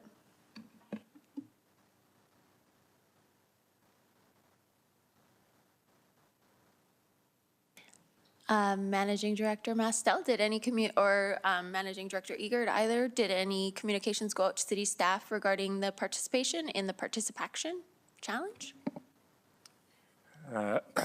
Through your worship, we'll follow up and increase the internal communication, raise awareness on that. Just so everyone knows, we're in 19th place, and I believe Lethbridge is in front of us. And I would really hate to eat crow on that, so. I think I've been logging mine wrong, so I have to go back and correct. If you put in City of Medicine Hat as a group, and you can log it individually or as a organization, and so it's important that we log it as an organization. My understanding is if you enter your postal code, it'll automatically add you to the City of Medicine Hat. Perfect, thank you. Councillor Knodel. I just have some general comments through the chair. So I just wanted to thank staff for the work in collaborating with Hatters Help Ukraine and creating some options for supporting our new Ukrainian families that are in Medicine Hat, supporting them with some monthly transit passes and access to the Big Marble Go Center. So I look forward to connecting with some of those families at some point and welcoming them to Medicine Hat. That's a big, big change in their lives. Another thing is I have a question for staff, likely for Managing Director Mastel, about, and maybe this is something that has to be answered by Bird specifically, but in other communities, I have seen scooters that are allowed on sidewalks, and that is not the case in Medicine Hat, and is clearly not understood by many people in the city. I had a scooter riding day the other day, my first scooter riding day, and I found it highly anxiety provoking being on the street. It was just something that made it very uncomfortable to me, and I have heard from other people the same. So, and I actually ran into Councillor Sharp's riding. Maybe I won't admit to this. I'll just leave it at that. I'm not going to. I'm just going to leave it at that. So, anyways, Councillor Sharp saw me scooting, and we talked about scooting, and that was something that was important to me because I have seen so many people talking so excitedly about scooters, but they're riding them on the sidewalks, and I find that that is just the most comfortable place to be. So I'm hopeful that Managing Director Mastel or Managing City Manager Hegland can shine some light on why that decision was made, and maybe if I could challenge that, or we could, as council, could challenge that eventually. We'll see. Managing Director Mastel. Through your worship, excuse me, as you know, this is a pilot, so this type of feedback is exactly what we're trying to collect. The decision was, the recommendation was made, and the bylaw was structured such that they are restricted from use on sidewalks in Medicine Hat. That seemed to be the more common practice across the other municipalities. The city of Calgary was a municipality that we observed does allow for the e-scooters on sidewalks, so I wouldn't say all municipalities have restricted that use, but certainly have heard from some users, and yourself included, that it feels more comfortable to be on a sidewalk than on a roadway sharing it with vehicles. But the offset to that is, what does that mean for pedestrians on a sidewalk when you have an e-scooter traveling at 20, 30, up to 40 kilometers, although we can restrict the speed on the by geofencing. So that might be an area that we would want to examine if we look to extend use in Medicine Hat beyond this season. But absolutely, that's the type of feedback that we want to collect. One follow-up question.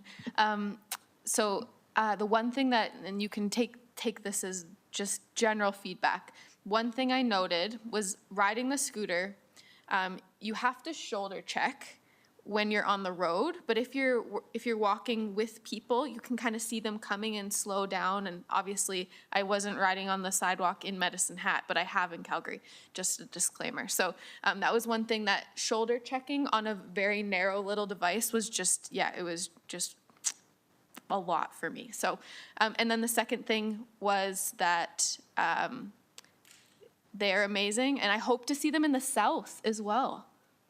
I hope to see them in the South so that I don't have to drive to use them, so that I can go to, other places in the South. So, yeah. Through your worship, the locations will be very much by the provider as they look to determine where they're seeing demand and thinking, well, logistically, how do they manage the scooters across a wider geography? But I can tell you initial feedback from Bird is that the community has shown a high level of adoption or reception to the e-scooters, and we have seen them out on the trail system. There have been a few concerns raised in terms of people on sidewalks or not obeying road signage and things of that nature. So we continue to work with Bird to try and raise awareness about those parameters of use, but generally being very well used in the community, and good to see them active and people starting to get used to them. Thank you. I have one question. So the briefing note in relation to the supports for Ukrainian evacuees, I do want to note that it is actually for any government-assisted refugees settling in Medicine Hat within the past year, in conjunction with any government of Canada Immigration, Refugees, and Citizenship Program. I'm just wondering, so it provides for Big Marble Go Center access and transit monthly pass.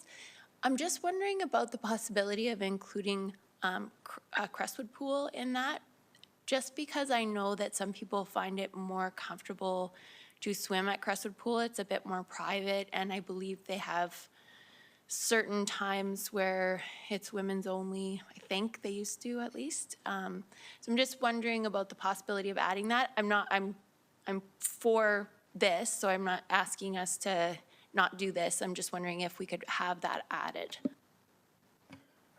Your worship, no concerns from our perspective if council would like to make an amendment and add that facility in addition to what's been described here. Thank you. Councillor Sharps? Sorry, Mayor Clark, could you just clarify the requirements of the supports? Is it just for government-sponsored refugees? What if it's groups of 5? Because there's different refugee programs, right? So there's groups of 5, there's church-sponsored, and there's government. So a few of our evacuees have come in under groups of 5 as well as church. So are they eligible for the same? Well, it's any Government of Canada Immigration, Refugees, and Citizenship Program, government-assisted refugees settling in Medicine Hat within the past year in conjunction with any Government of Canada Immigration, Refugees, and Citizenship Program. So Can I ask? it wasn't intended, I don't think. I will defer to Managing Director Mastel or City Manager Hageland on this, but I don't think that was the intention, but please expand. Through your worship, the intention was to try and find some eligibility criteria that we could mirror. And so we looked to the federal government, and if there are other programs that we have missed, certainly I'm sure we'll become aware of them and may have just become aware of 1 or 2 of those. But this isn't an area of significant familiarity. We did talk to Samus Immigration to try and make sure that we had picked something that did capture people in a refugee status that would be coming to Medicine Hat. So just to follow up, there's 3 ways you can come to Canada under a refugee program, and that's groups of 5, church-sponsored, and government.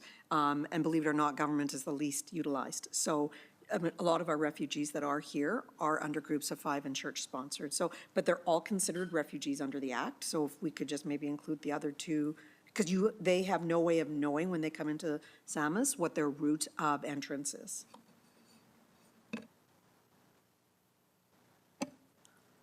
Okay, so I would entertain a motion to expand it to include all refugees under the Act and Crestwood Pool.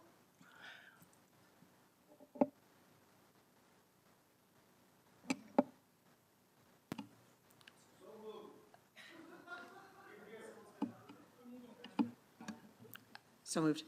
Second. Thank you. All right, so we're just going to vote on that motion to amend.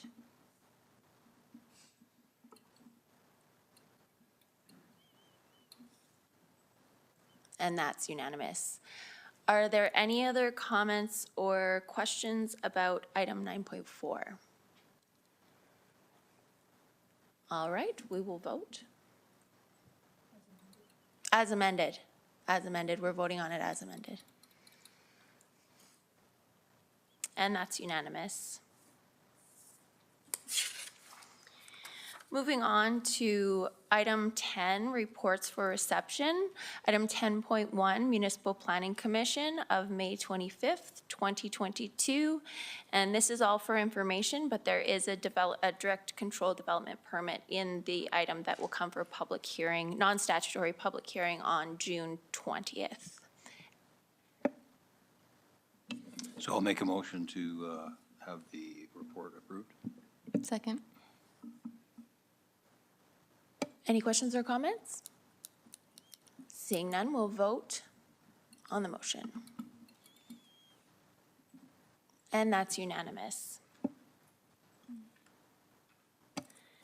All right, on to new bylaws. Item 11.1 is bylaw number 4667, a bylaw of the City of Medicine Hat to provide for partial exemptions from taxation under Part 10, Division 2 of the MGA pursuant to Sections 364.1 and 364.2 of the MGA. And this item is sponsored by Corporate Services Committee, and it's for first reading. There will be no debate. There can be clarifying questions, but it will come back for a public hearing on July 4th. Your Worship, I seek leave of council to introduce bylaw 4667 and ask that it be read a first time. A second. Are there any clarifying questions? Seeing none, we'll vote. And that's unanimous. There were no notices of motion received, so we will move on to new business and/or rise or report items. Item 13.1, Medicine Hat City Council Strategic Plan of 2023 to 2026. So I would like to just take the opportunity to read the message from council that's associated with the strategic plan. This strategic plan is a living document and is intended to evolve with the needs and priorities of our community. Council is the governing body of our municipality, our municipal corporation. Each person on council has one equal vote, and we are tasked with developing and evaluating the policies and programs of our city. The strategic plan outlines council's strategic priorities and is intended to communicate council's vision and goals to our community and partners and provide strategic direction to city administration. The city manager is responsible for executing on council's strategic priorities and establishing and reporting on metrics to measure administration's success in delivering on council's strategic priorities, and council is then responsible for evaluating this success and refining the strategic plan as required. So now the message from council. We all want to live in a vibrant, prosperous, and sustainable community where we feel a sense of belonging. Our community is facing a critical turning point as our economic, environmental, and social landscape shifts around us. This council was elected to ensure that our city is resilient and positioned to thrive into the future. Medicine Hat has a celebrated history of enterprise forged by generations of industrious hatters. Council is grateful for the opportunities this legacy has provided for our community and energized to continue building on this strong foundation. The world has changed a great deal over the past 2 decades. Social media, smartphones, and video conferencing have changed how people work and communicate. The ubiquity of these innovations has also shaped consumer expectations. People expect their service providers to be responsive and easy to contact. When expectations are not met, people are not afraid to voice their complaints publicly and have an audience when they do. Environmental, social, and governance performance and the ability to predict and adapt to rapid and constant change have become critical to organizational success. To thrive in this new landscape, we must innovate at a rate that outpaces others and that is driven by data and the evolving demands of our community, economy, and environment. This is no easy task, especially for a municipal corporation. To be truly innovative, we must empower the city's talent, break down cultural and structural obstacles, be nimble, willing to take some risk, and even fail, all while ensuring that we remain effective stewards of our community's assets and future. As a municipality, systemic transformation and consistent provision of necessary services and programs within the existing systems must occur simultaneously. The solution to this apparent incongruity is incremental innovation. Incremental innovation balances the need for evidence collection, analysis, and stable delivery of services and programs against the need for rapid, real-time adaptation and progress. Incremental yet discernible progress is achieved through low-risk, achievable, affordable, and meaningful action deployed and tested within the context of open-ended program, policy, and service development and responsive feedback loops. Responsive feedback loops and good decision-making depend on the collection of complete, reliable, and timely information. However, many large organizations, including municipalities, focus only on pushing out often highly restrained communication to their stakeholders, including residents, customers, governmental agencies, and employees. Successful organizations recognizes that this approach stifles innovation and is ineffectual in the age of social media. When an organization fails to empower, cultivate, analyze, and respond to information from its stakeholders, the feedback collected about their environment is incomplete, and their decision-making and service delivery reflect that. The results are stagnation, reputational damage, and wasted effort and dollars as the organization becomes increasingly detached from its stakeholders. Therefore, the city must be situationally aware and foster exceptional relationships, recognizing our interdependence with our stakeholders. We need to be listening, responding, and communicating where our stakeholders are communicating.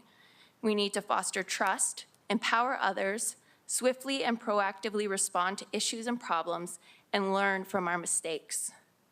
This council is alive to the complexity of our times and the inextricable interconnection between the success of our people, partnerships, environment, economy, and organization.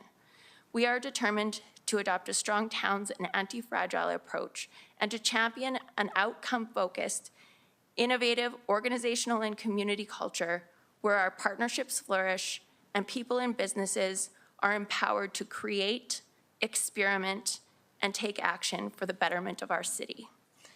So the tagline of our strategic plan is "We have energy," and there are several components. So the broad categories included are innovation, economic evolution, service orientation, partnerships and governance, community wellness, and resilience and sustainability.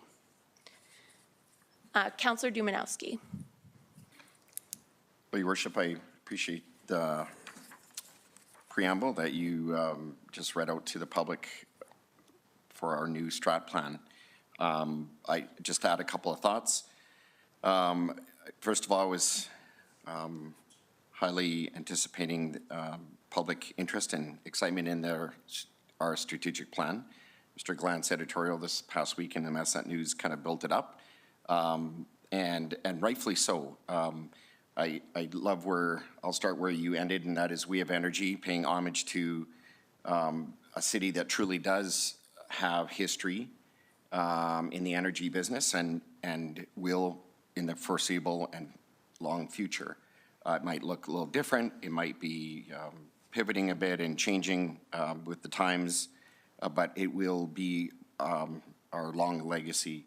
It also pays homage to the energy that this council and this community has for this city, the vibrancy, the love, the passion, the enthusiasm.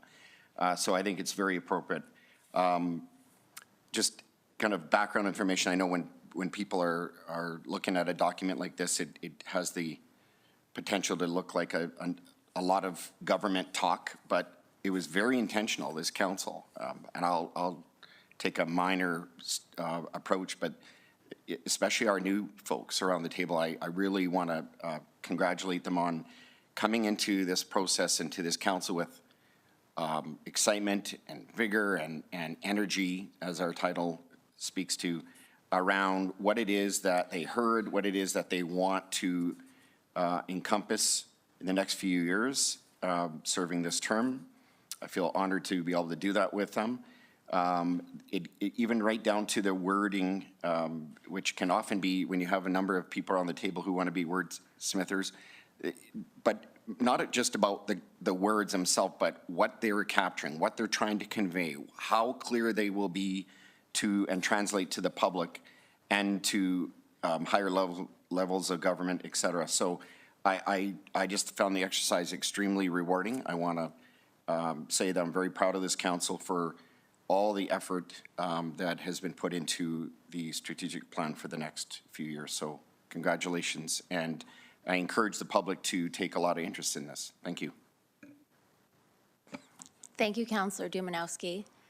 And I think that is appropriate to just build on what Councillor Dumanowski said. This, as I mentioned, this is a living document, and we do want to be responsive as, you know, and the greater interest that people do take in it, the more likely we are to be able to be responsive and ensure that our strategic plan meets the needs of our community. Councillor Canoto? Thanks, Mayor Clark. I wanted to say thank you to everyone sitting around the table for the work that went into this, and to staff for the allowing a push and pull in developing a document that came with an approach that was a little different from those in the past. So there's a lot of fiery personality on this council, and the work that you did to help us balance out language and the people that have to put this together. Like, that's a lot of work, and Mayor Clark did a lot of extra detail work on this at the end. So thank you to everyone that contributed to this, because it's a long process.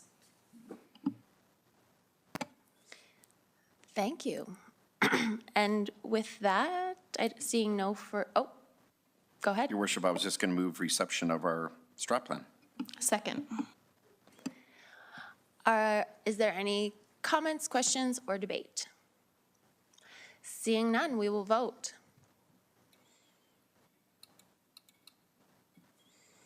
And that's unanimous.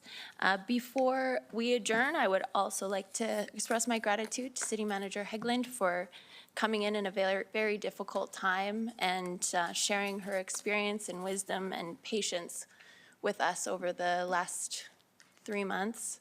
Probably feels like a lot longer to you, but greatly appreciated. Thank you. And with that, we are adjourned.